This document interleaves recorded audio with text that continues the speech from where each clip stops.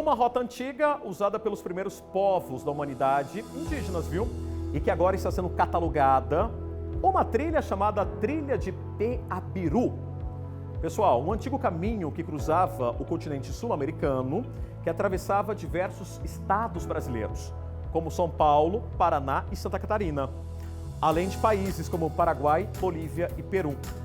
E não é que essa rota de Peabiru passa por aqui, em Mato Grosso do Sul, na cidade de Zigurates? E é por lá que a gente vai desembarcar de hoje no nosso episódio.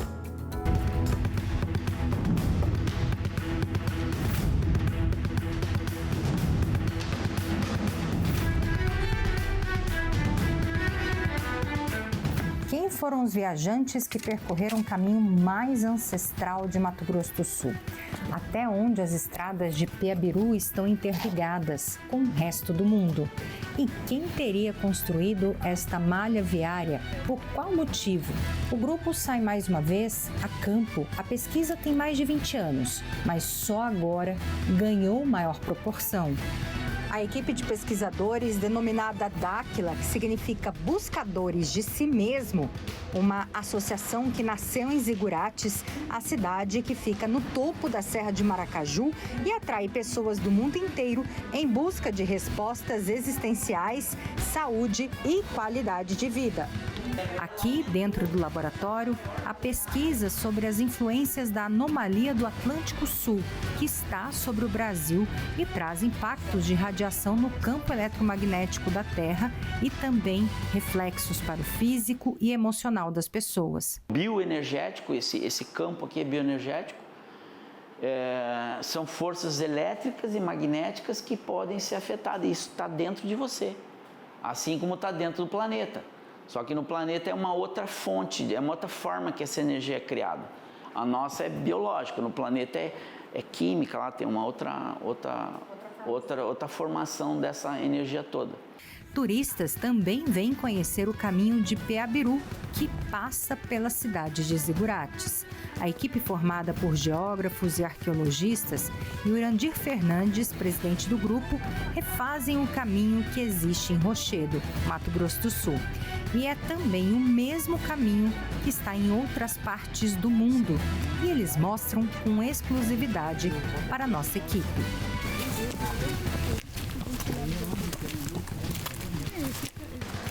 O termo Peabiru tem origem no Tupi-Guarani e significa caminho amassado. Na época dos indígenas, era para facilitar as trocas de mercadorias. Mas, segundo Urandir, era também orientado pela Via Láctea, construído sob uma malha eletromagnética e poderia ser visto do alto. Todas as marcas são observáveis de cima. Veja só este pezão numa pedra, com a precisão da imagem do drone. Quando surgiram os índios, já existiam esses caminhos. Então, Eles aproveitaram. Eles aproveitam porque já fazem interligações e aproveitaram também para fazer o intercâmbio de cultura, dos costumes no geral, comercialização de sementes e outros produtos. Muda tudo, muda a história do Brasil, porque quando eles chegaram já existiam os índios, então não era um país desabitado, um continente. E antes dos índios já existiam outras civilizações que deixaram esses caminhos, mas eles chamam de caminho dos índios, caminho dos incas, porque foram ocupados por eles. Na realidade já era bem mais antigo. Caminhos que teriam sido construídos, segundo os pesquisadores, por uma civilização anterior aos sumérios. Essa civilização seria dos morios, que foram utilizados também pelos colonizadores do Brasil e da América do Sul. Caminho principal que ligava Cusco, no Peru, ao litoral brasileiro, na altura da capitania de São Vicente, hoje no estado de São Paulo, e atravessava todos os territórios da Bolívia, Brasil, Paraguai, um total de 3.000 quilômetros. Agora eles já pegaram tudo muito pronto, já estavam as trilhas, cidades, alguns monumentos em todos os continentes já existiam, mas pelo Brasil, né? Quando eles chegaram aqui, os colonizadores tiveram facilidade em adentrar a América do Sul, porque já existiam os caminhos. Eles só teriam que negociar com os índios para liberar a passagem. Esses eram os nomes: Caminho do Ouro, Caminho do Sol, Caminho do Imperador, Caminho das Tropas, Caminho dos Jesuítas, ligando Atlântico ao Pacífico. No Peru, Caminho dos Incas, que leva a Machu Picchu. No Brasil, foi chamado de Caminho dos Índios, porque eles indicaram para a coroa como acessar o território e as minas em troca de objetos. Foi nestas expedições que os pesquisadores encontraram o pezão neste lugar que parece um arquipélago de pedras. Fica no município de Paranita, no Mato Grosso. Outras etnias, né, outras civilizações bem mais antigas, né, porque os índios não trabalham com pedras, não tem ferramenta para elaborar pedras, cortar. A questão é arco e flecha e caçada, né? Então eles já chegaram a ocupar o território que já existia. Por exemplo, as pirâmides, os monumentos escalonados ou não, são de civilizações anteriores aos índios. Os índios vieram da época do primeiro dilúvio. É o que sobrou da humanidade, né? Então habitavam em cavernas e tudo mais. Agora eles já pegaram tudo muito pronto. Corre a lenda do tesouro, da botija de ouro enterrada, entendeu? Então a história é longa, mas tudo por conta da colonização. Esse ouro é muito antes dos incas, muito antes dos índios, né, habitarem o que nós chamamos de caminho do Peabiru, o caminho dos índios, o caminho dos incas, né? Digamos aí de uns 7, 10 mil anos atrás. Pelo menos isso aí. O caminho de Santiago da Compostela seria também trilhado pelo caminho de Peabiru, passando por França, Portugal e Espanha. 500 mil pessoas visitam esse lugar por ano. E o Brasil tem milhares de rotas. No estado de São Paulo, em Barra de Ararapira, no Parque Estadual da Ilha do Cardoso, os pesquisadores encontraram um caminho que já foi submerso pelo Oceano Atlântico, que sai em direção a 2 ilhas. Em Mato Grosso do Sul, especificamente em Rochedo, ele passa por cima da serra. Você tem uma amplitude visual gigantesca, de quilômetros e quilômetros. Isso favorece o controle territorial e também a comunicação, porque aqui você poderia acender uma fogueira, ser visto muito distante, e esse outro ponto acender outra fogueira e assim replicando a comunicação, né? É uma forma que nós identificamos como uma possibilidade desse local aqui já ter sido usado, além dos vestígios materiais que nós encontramos em toda a região. Aí nós estamos indicando, né, existem esses indícios fortes de que esse caminho do Peabiru, ele passava por aqui, principalmente por essa região de morros, né? Olha, pelas pesquisas, pode colocar aí uma faixa muito mais de 10 mil anos atrás é pouco.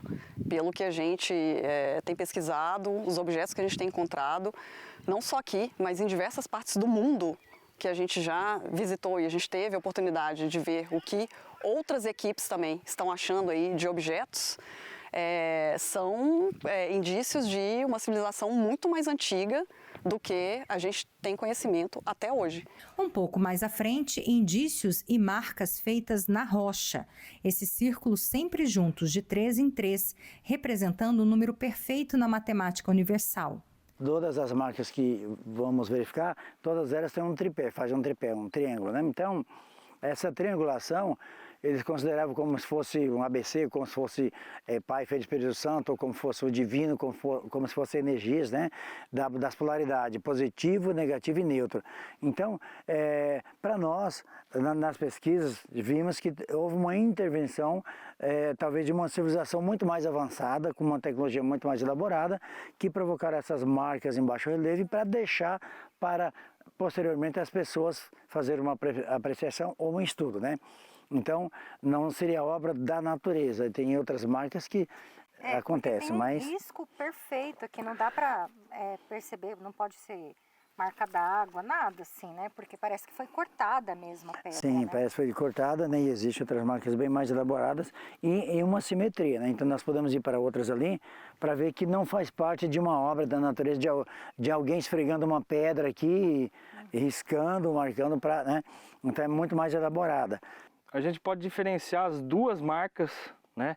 Essas marcas misteriosas, vamos assim dizer, são os círculos e as marcas de água. Isso daqui é a marca de água do processo de deteriorização natural da rocha. Isso daqui é por conta da chuva e da seca. Os viajantes marcavam esse território para deixar referência a outras pessoas que passariam por aqui. E também indicar que esse era o caminho de Peabiru. Um pouco mais à frente, a água servia para se refrescar, beber e curar possíveis ferimentos. Também 3 lagoas, que não secam, mesmo em período de grande estiagem. Até isso foi identificado, um recurso hídrico sobre um aquífero. Essa água não seca, essas 3 crateras, tem uma aqui, 2 lá, sempre tem água. Agora é um período de muita seca mesmo, os rios sazonais estão todos, né, sem nenhuma gota d'água, e aqui tem água. E se esvazia, no dia seguinte está cheia novamente, tanto essa quanto as outras 2 crateras. E elas obedecem à simetria das marcas que nós vimos agora anteriormente. Então tem 2 e mais uma terceira, faz uma triangulação. Então nós temos 2 crateras lá e uma terceira aqui, como se fosse uma triangulação macro, né? E lá micro. Então essa triangulação ela obedece a uma certa frequência eletromagnética, uma simetria não só na forma material, mas na forma geométrica, na forma energética também. E aqui o caminho propriamente, sobre a Serra de Maracaju. Neste trecho, ele é de terra, mas existem lugares que foram construídos com pedras e também com grama. O que dizer desta pedra fatiada? Em muitos lugares, a equipe identificou marcadores, como esse trecho que indica um caminho que leva para a Amazônia e outro para a Bolívia. E sai aqui de Rochedo. O indicativo do caminho, o ramal da direita, ele vai para Corumbá, Bolívia, Paraguai. O ramal da esquerda mostra os caminhos que chegam até a Amazônia. Acredita-se que algo de uma tecnologia ainda não conhecida teria cortado essas pedras.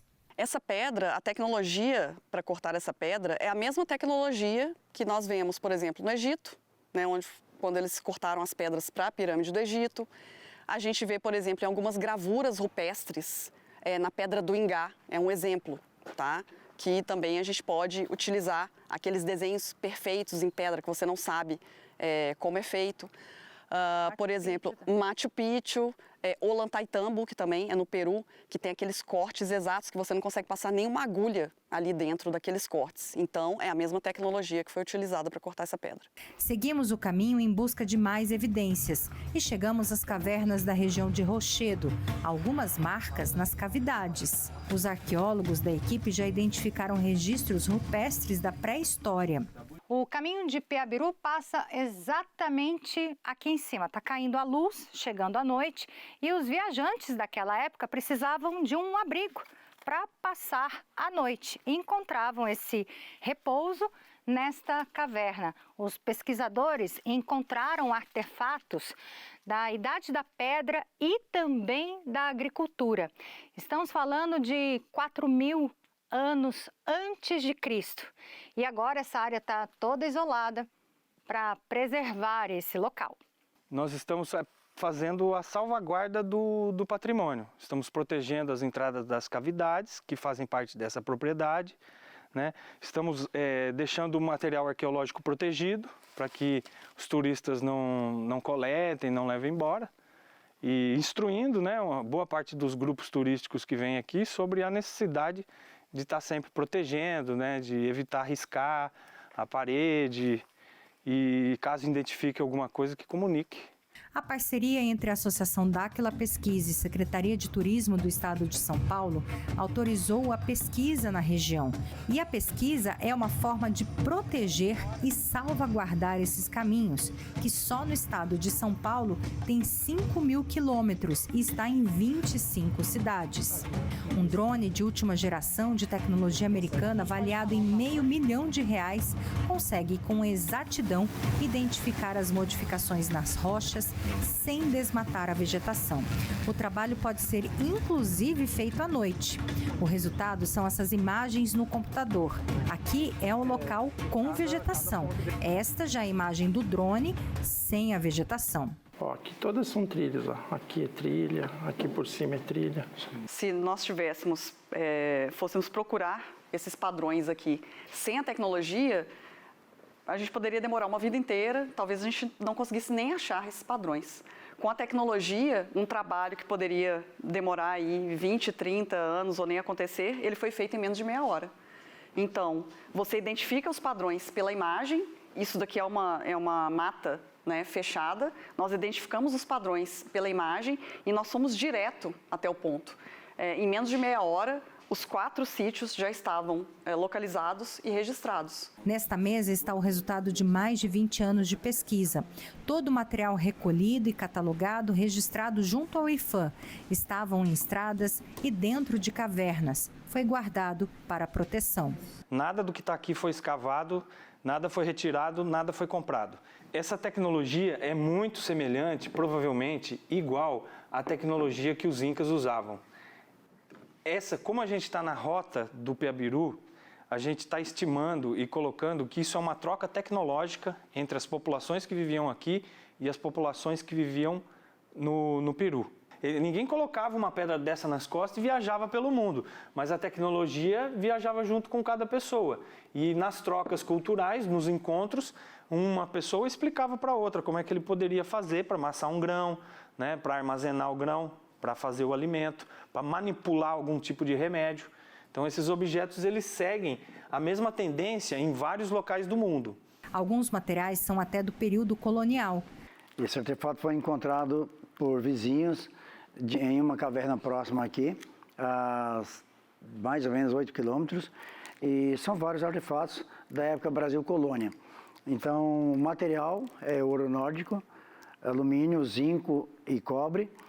Brasil Colônia, geralmente eles utilizavam essa aqui como brasão, como para impor respeito, ou um sinal de ou paz ou guerra, para que as pessoas pudessem realmente saber qual a intenção dos cavalheiros ou dos bandeirantes que estavam chegando, né? Todo o material vai fazer parte de uma reserva técnica. Então nós estamos com recurso próprio, juntamente com todos os associados, trazendo à tona, movimentando esse esforço e também fazendo parceria com outros profissionais para trazer a população brasileira, para mostrar ao mundo que a história do Brasil é muito mais rica e muito antes do que se fala.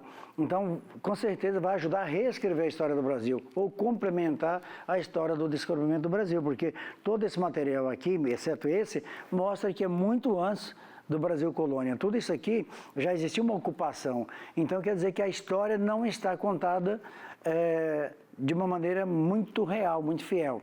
Então, está contada de uma certa época para cá, do ano 1500 para cá.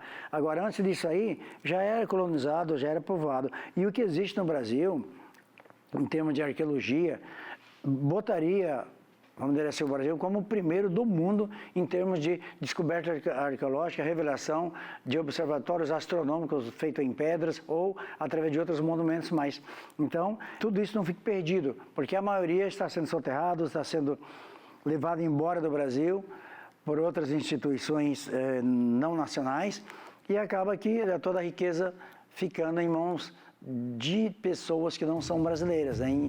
Na realidade, o arsenal, o legado está aqui.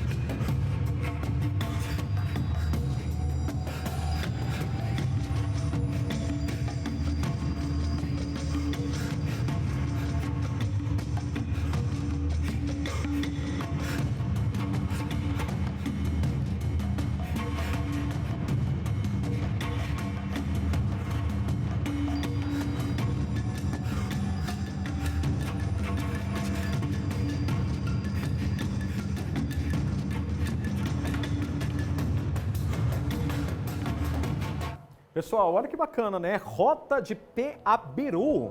Aqui em Campo Grande não, né? Em região de Corguinho. E vou te falar uma coisa, essa reportagem fez parte do especial de 47 anos exibido na última sexta-feira, aqui pela TVMS Record. O programa tá lá na íntegra no nosso site diariodigital.com.br, diariodigital.com.br. E amanhã a gente vai falar sobre as queimadas no Pantanal e essa secura do nosso bioma, tá bom? Recupera Pantanal, a gente vai na quadrada.